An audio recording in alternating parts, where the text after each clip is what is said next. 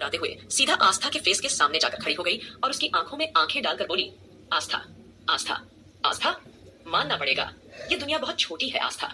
मैंने तो सोचा था कि मैं अपनी जिंदगी तुम्हारा चेहरा फिर कभी नहीं देखूंगी, लेकिन देखो किस्मत ने मुझे एक बार फिर तुम्हारे सामने लाकर खड़ा कर दिया है। आस्था कुछ बोल पाती, इससे पहले ही संजना फिर से बोल पड़ी, एक और बात आस्था, भले ही बचपन से लेकर आज तक तुम हर चीज में मुझसे बेहतर रही हो, लेकिन अब ऐसा नहीं होगा, क्योंकि इस बार मैं तुम्हारे पति अरमान सिंघानिया को अपना बनाकर ही रहूंगी और उससे शादी करूंगी। अगर तुझ में हिम्मत है, अगर तुझ में जरा भी दम है, तो तू मुझे रोककर दिखा, मैं तुझे खुली नंगी चुनौती देती हूँ। यह कहकर संजना ने बड़े ही नजाकत से अपने बाल झटक दिए थे। वहीं अब संजना की इस तरह की बातें सुनकर सब लोग जो कुछ देर पहले उस पर थोड़ा बहुत तरस खा रहे थे, अब उनकी आंखें आश्चर्य से फटी की फटी रह गई थी और अब उन सब की आंखों में संजना के लिए गुस्सा और नफरत साफ साफ छलक रहा था। लेकिन इससे पहले कि कोई उसे कुछ कह पाता, तभी अरमान की आवाज वहां सुनाई दी, अहान, अहान। अब जैसे ही अरमान यह कहते हुए वहां आया, अहान जो कि अभी संजना को गुस्से से घूर कर देख रहा था और यहाँ तक कि संजना की वजह से उसने आस्था से थोड़ी ऊंची आवाज में बात कर दी थी, उसका चेहरा अचानक बदल गया। अब अरमान को वहां देखकर अहान की आंखें हैरानी से और बड़ी हो गई। सभी लोग अब एक दूसरे को आंखों ही आंखों में देखकर यह इशारे करने लगे कि अरमान के सामने संजना से कोई कुछ नहीं कहेगा। हवा में अभी भी तनाव भरा हुआ था। ये खामोशी भरा माहौल अरमान को बेचैन कर गया। वो वहां आते ही सबकी तरफ देखकर बोला, क्या हो रहा है यहाँ पर, सब लोग ऐसे क्यों खड़े हैं? और संजना, तुमने अच्छे से खाना खाया नहीं? जिसे सुनकर संजना ने मुस्कुराते हुए जवाब दिया, हाँ हाँ अरमान जी, मैंने अच्छा से खाना खाया, सच में खाना बहुत टेस्टी बना था। ये कहने के बाद उसने तिरछी नजरों से आस्था की तरफ देखते हुए आंख मारी दी थी, जिसे देखकर सब उसे गुस्से और इरिटेशन से घूरे रहे थे। वहीं रौनक धीमी आवाज में बड़बड़ाने लगी, अगर अरमान भाई थोड़ी देर और नहीं आते तो मैं इस कुत्तिया के बाल नोच नोच कर इसे यहीं पटक पटक कर मारती। राधिका, वंशिका और रश्मि के मन में भी ठीक यही विचार चल रहे थे। फिलहाल आहान तुरंत अरमान के पास आया और हड़बड़ाती हुई आवाज में उससे पूछा, भैया आपने बुलाया? अरमान धीमी आवाज में बोला, इसको शायद नींद आ रही थी, इसलिए देखो बाहर गार्डन में जाते ही सो गया, इसे ले जाओ और अच्छे से सुला दो। यह बोलकर उसने अंश को आहान की गोद में थमा दिया। तभी संजना बोली, मिस्टर सिंघानिया, एक्चुअली मुझे काफी लेट हो गया है तो मैं अब घर चलती हूँ। अरमान उसकी बात काटते हुए बोला, तुम अकेली कैसे जाओगी? चलो मैं तुम्हें छोड़ देता हूँ। यह कहकर उसने आस्था की ओर टेढ़ी नजरों से देखा, फिर जल्दी से संजना को लेकर बाहर निकल गया।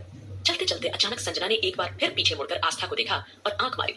अब यह देखकर तो सबके खून में आग लग गई थी और अगले ही पल सबने उसे खा जाने वाली नजरों से देखा।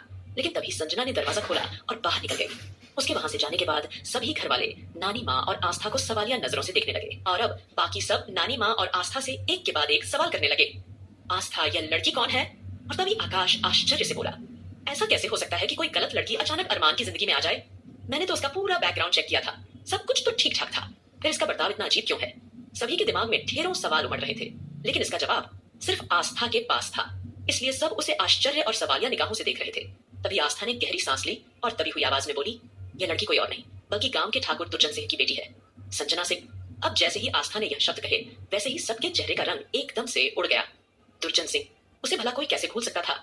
सबने एकदम से अपने सिर पर हाथ रख लिया। अब सबके दिमाग में ये सवाल तेजी से चलने लगे। सब एक के बाद एक अंदाजा लगाते हुए कुछ ना कुछ बोले जा रहे थे। तो क्या यह अपने बाप का बदला लेने आई है? हमसे इतनी बड़ी गलती कैसे हो सकती है? उसके सरनेम से हमें पहले ही अंदाजा लगा लेने चाहिए था। लेकिन किसी ने भी यह नहीं सोचा था कि यह लड़की इस तरह से उनकी जिंदगी में अचानक आ जाएगी। और अगर इसने हमें अपना असली रूप दिखाया है तो पक्का यह पूरी प्लानिंग के साथ यहाँ आई है और यह जरूर अपने बाप का बदला लेने के लिए यहाँ आई होगी। अब यह सुनकर आस्था बोली, नहीं, यह अपने बाप का बदला लेने के लिए नहीं आई है, बल्कि यह यहाँ हमसे हमारे पति मिस्टर सिंघानिया को छीनने के लिए आई है।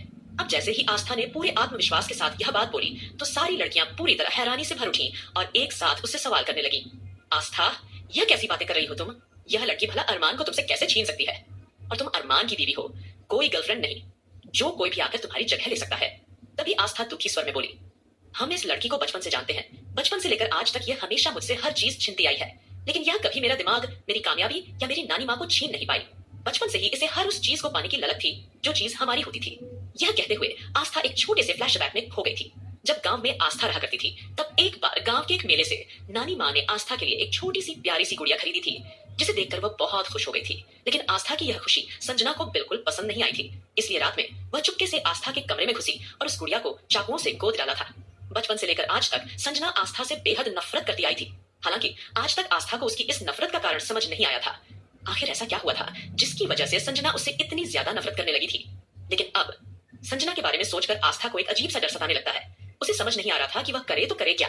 तभी आकाश उसे आश्वासन देते हुए बोला, आस्था तुम्हें परेशान होने की कोई जरूरत नहीं है, मैं आज ही इस लड़की को ऑफिस से निकलवा दूंगा, तुम बिल्कुल टेंशन मत लो।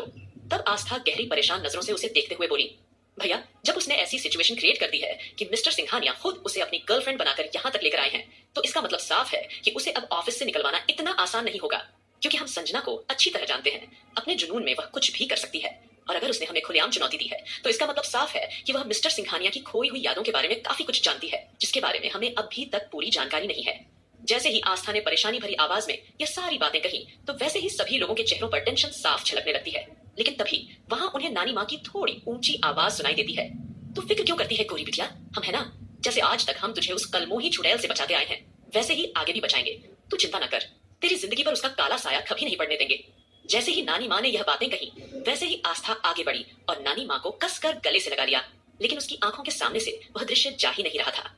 जब संजना ने अरमान को मुस्कुराकर गले लगाया था, उसे एक अजीब सी फीलिंग महसूस होने लगी थी, या यूं कहो कि उसे अजीब सी इनसिक्योरिटी महसूस होने लगती है, क्योंकि अरमान की यादें उसके पास नहीं थी और वह यादें किसी एक्सीडेंट की वजह से नहीं गई थी, बल्कि जानबूझकर मिटाई गई थी। अब यह सारी बातें सोचकर आस्था का दिमाग किसी अलग ही डायरेक्शन में जा रहा था। आखिर ऐसा कैसे हो सकता है? कहीं ना कहीं उसे शक हो रहा था, यह सारा मामला एक इत्तेफाक ना होकर जरूर एक साजिश थी। संजना इतनी बड़ी प्लानिंग के तहत मेरी जिंदगी में कैसे आ सकती है? अगर वह अरमान सिंघानिया की जिंदगी में आई है, तो मतलब उसने अरमान के बारे में सब कुछ पहले से पता कर लिया होगा। तो फिर इतने बड़े और खतरनाक इंसान के साथ खेलने की हिम्मत उसे आखिर किसने दी? आस्था दिमाग में इस वक्त जो भी आ रहा था, वह सोचती जा रही थी। वहीं आहान की आंखों में आस्था के लिए बेहद इमोशंस भरे हुए थे। उसने आस्था के सामने सिर झुकाते हुए कहा, मुझे माफ कर दीजिएगा भाभी, मुझे नहीं पता था कि यह संजना क्या चीज है, और उसकी वजह से मैं आपसे थोड़ी तेज आवाज में बात कर बैठा। लेकिन अब आप चिंता मत कीजिए, मैं हूं ना। मैं और ध्रुव बहुत जल्द इसके बारे में सारी इंफॉर्मेशन निकाल लेंगे। आप बिल्कुल भी फिक्र मत कीजिएगा। यह जहां से भी आई है, मैं इसे वापस वहीं भेज दूंगा। पक्का ये किसी न किसी मेंटल असाइलम में रहकर आई है, तभी तो इस तरह से हम लोगों के सामने खुली चुनौती देकर गई है। तभी सुमित आगे आया और बोला, आहान, अगर वह इस तरह हमें चुनौती देकर गई है, तो इसका मतलब समझ रहे हो ना तुम? इसका मतलब साफ है कि कुछ तो ऐसा है जो यह लड़की हम लोगों से छुपा रही है। यहाँ बात सिर्फ आस्था की नहीं है। भले ही यह लड़की यहाँ आस्था को नीचा दिखाने के लिए आई हो, लेकिन इस तरह से अरमान सिंघानिया की जिंदगी में आने का मतलब सीधे सीधे मौत को न्योता देना है। जरूर यह बात इसे भी अच्छी तरह से पता है, लेकिन फिर भी अगर इसने अरमान सिंघानिया की जिंदगी में आने का साहस किया है, तो इसके पीछे जरूर कोई बड़ा कारण है। कुछ तो ऐसा है जो यह लड़की हमसे छुपा रही है। इस वक्त सभी लोग पूरी तरह से अपना दिमाग चलाने की कोशिश कर रहे थे, लेकिन तभी आस्था ने अपनी आंखें बंद की और एकदम से बोल पड़ी, मुझे इस वक्त अकेला रहना है। अचानक से संजना का मेरी जिंदगी में इस तरह से आना, उसका क्या मकसद है, इसके बारे में तो हम बाद में पता लगा लेंगे, लेकिन उससे पहले मैं अकेला रहना चाहती हूँ। अब आस्था की इस बात पर सबने सहमति जताई। सभी लोगों ने आस्था को उसके कमरे में आराम करने के लिए भेज दिया था। अंश को रौनक और आहान ने संभाल लिया था। वैसे भी अरमान की गोद में जाने के बाद अंश गहरी नींद में सो चुका था, तो इसीलिए आहान अंश को लेकर अपने कमरे में चला गया था। वहीं आस्था सीधा अपने कमरे में नहीं, बल्कि अरमान सिंघानिया के कमरे में चली गई थी। वहां पहुंचते ही उसकी आंखें भर आईं और कमरे का दरवाजा बंद करते ही आस्था फूट फूट कर रोने लगी, क्योंकि अरमान को इस तरह किसी और लड़की के साथ देख पाना उसके लिए बेहद दर्दनाक था। आस्था का दिल बैठने लगा था, उसे कुछ समझ नहीं आ रहा था। संजना की कहीं हर बात उसे सुई की तरह चुभ रही थी और गुस्से से उसका चेहरा लाल होता जा रहा था। आस्था के दिल में बहुत सारी भावनाएं उमड़ रही थी, खासकर उस लड़की के साथ जो आज तक आस्था के चेहरे की खुशी कभी बर्दाश्त नहीं कर पाई थी।